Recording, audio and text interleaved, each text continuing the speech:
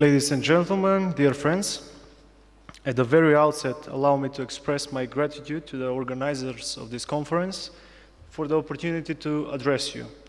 In my presentation, first, I will focus on the role of the NATO and the EU in the strengthening regional security in this part of Europe. Then I will speak about the regional security cooperation as part of the regional cooperation fora in Southeast Europe. And at the end, I will address the perspective of the Republic of Macedonia in terms of its regional security cooperation in Southeast Europe, including the region of the Western Balkans. Dear friends, in the past 2.5 decades, thanks to the efforts, political will, commitment, and overall resources of the United States, NATO, and the EU, there has been significant progress in the security and stability in Southeast Europe, and the countries have developed strong regional security cooperation. The purpose of all regional cooperation fora was to help implement reforms, strengthen cooperation between countries, increase mutual trust, promote good neighborly relations. As the security challenges and threats evolved, this regional cooperation continuously developed and evolved also. So today, rather than talking about conflicts, the language of the EU and NATO incorporates synergies, functional democratic and economic development, achieved capacities for meeting the Copenhagen criteria, and contribution to the international security and stability. Today, most of Southeast European countries are members of NATO or the EU. For the other countries, the processes of integration have reached the stage of no return. Integration is the only way. However, the work of NATO and the EU has not been fully completed in this part of Europe, especially in the Western Balkans. Only by integration of all aspirant countries in the Euro-Atlantic structure we can speak about fulfilling the vision of the creators of the NATO and EU, Europe whole, free, democratic, and at peace. So let me highlight this, that NATO has unfinished business in the Western Balkans and the Southeastern Europe region. Only accessing all the aspirant countries will fulfill the main purpose of NATO in this region. According to the estimates of NATO, the Euro-Atlantic area is exposed to a wide spectrum of multi-dimensional threats, including the threat of conventional war. After all, the Ukrainian crisis showed that the threat of a conventional war is not a threat of the past for the Euro-Atlantic area. The response to these threats requires new joint and aligned mechanism of cooperation and development of new facilities and capabilities.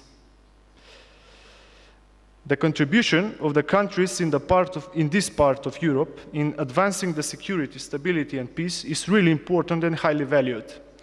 The regional cooperation between countries is seen as an important necessity for improving regional security, stability, and economic growth. An additional stimulus for strengthening the security is addressing open bilateral and internal issues through mutual dialogue and understanding. That contributed to the intensification of regional cooperation as a necessity for building mutual trust and integration into the European and Euro-Atlantic structures. The countries from the region of Southeast Europe and the Black Sea continued to develop and enhance the regional cooperation not only in the sphere of security and defense. This cooperation has been expanded to the sphere of economy, energy, society, and other spheres. This is substantiated by the joint projects that are being developed and implemented on a regional basis. The Black Sea Cooperation Initiative, the US Adriatic Charter, the SEDAM process, the Southeast European Brigade, SIBRIC, are the examples of the excellent and strengthened regional cooperation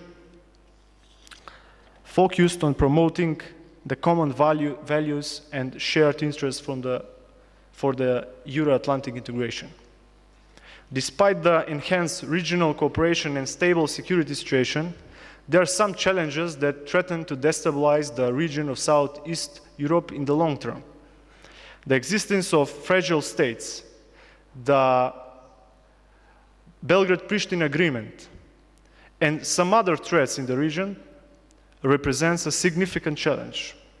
However, a major challenge that causes controversy is the answer to the question when the remaining countries in Southeast Europe will be integrated into the European and Euro-Atlantic structures.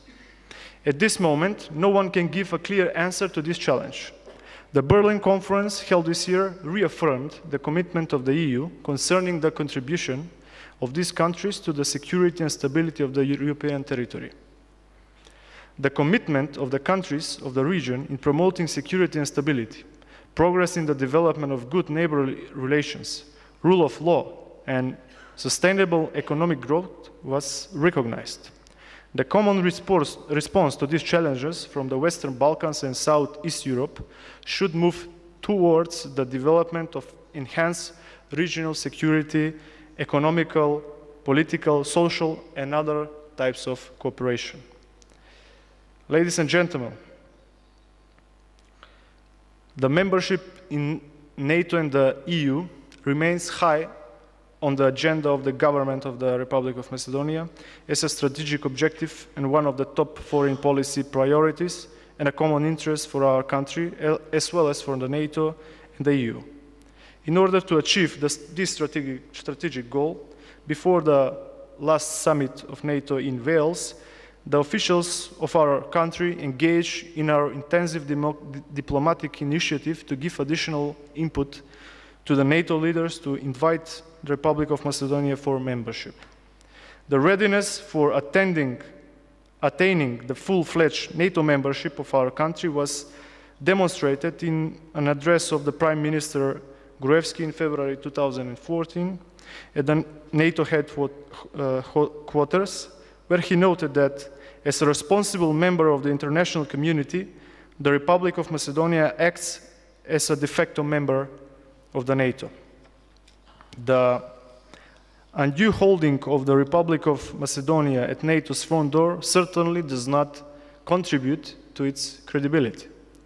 We continue our path in the implementation of reforms, not only in the defense sector, but in the other areas, as well as including our contribution to international operations.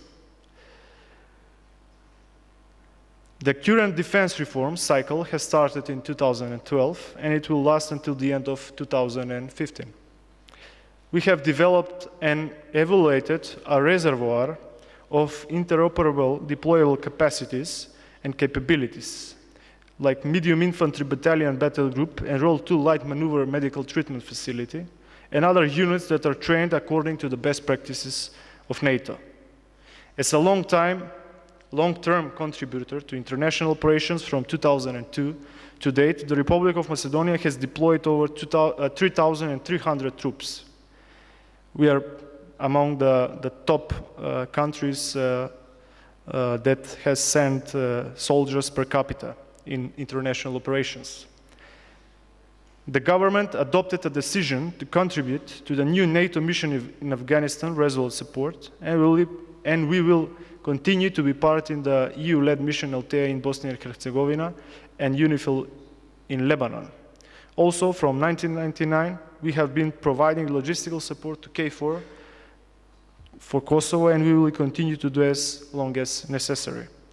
In the regional project, as part of the US Adriatic Charter, the Republic of Macedonia announced joint participation with other countries in the Resolute Support mission in Afghanistan. This is an excellent example of how to cooperate together and help in achieving our common and shared values.